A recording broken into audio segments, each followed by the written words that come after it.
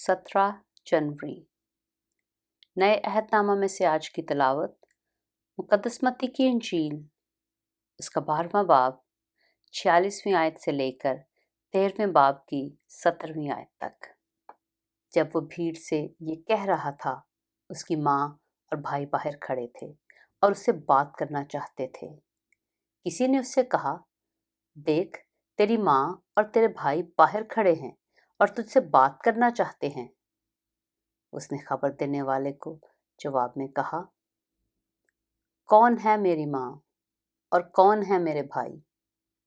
और अपने शागिर्दों की तरफ हाथ बढ़ाकर कहा, देखो, मेरी माँ और मेरे भाई ये हैं, क्योंकि जो कोई मेरे आसमानी बाप की मर्जी पर चले, वही मेरा भाई और मेरी बहन और माँ है।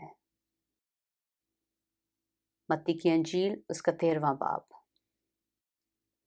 उसी रोज यीशु घर से निकलकर झील के किनारे जा बैठा और उसके पास ऐसी बड़ी भीड़ जमा हो गई कि वो कश्ती पर चढ़ बैठा और सारी भीड़ किनारे पर खड़ी रही।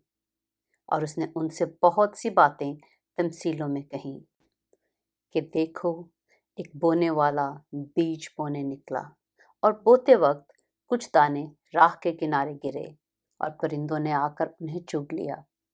और कुछ पथरीली ज़मीन पर गिरे, जहाँ उनको बहुत मिट्टी ना मिली और गहरी मिट्टी ना मिलने के सबब से जल्द उगाए। और जब सूरज निकला तो जल गए और जड़ ना होने के सबब से सूख गए।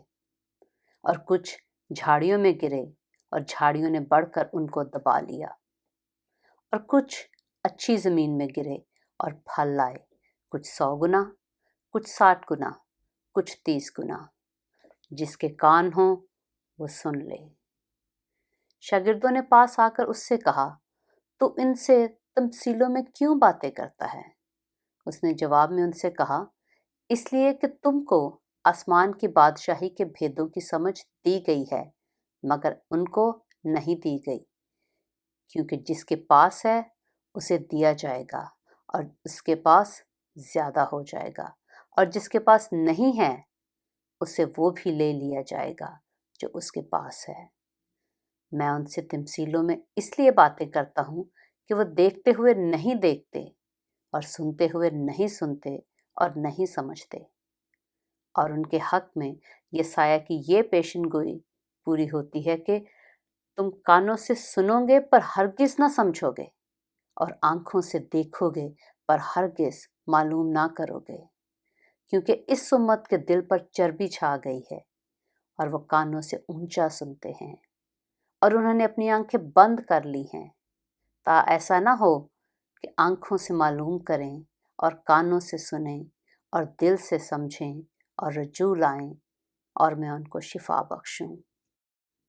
लेकिन मुबारक हैं तुम्हारी आंखें, इसलिए कि वो देखती हैं, और तुम्हारे कान इसलिए कि वो सुनते हैं।